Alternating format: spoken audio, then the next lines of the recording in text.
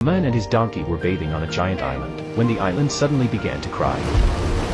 It turned out the island was a colossal whale, and someone had chained it with countless iron links. It hadn't moved in years. Just then, the man sneezed.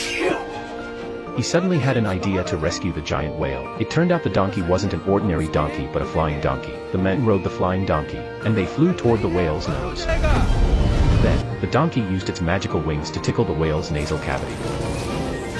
The whale's eyes instantly widened, and a huge force began to gather within its body. It opened its mouth, and its head started to rise, breaking all the chains that bound it. It let out the world's biggest sneeze.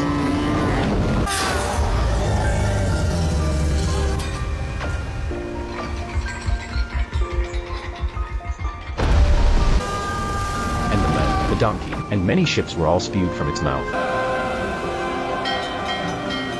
The giant whale was free again. Seeing this, the man and the donkey were overjoyed. A crab that had been spewed from the whale's mouth, to thank the man, gave him a ring. The men secretly snuck into the castle and gave the ring to the princess. However, the king witnessed all of this. The king tied the man up and, the next day, prepared to throw him into a large pot. Before he was to die, the man confessed his love to the princess in front of the entire country. This deeply moved the princess. To save the man, the princess also threw the ring into the pot.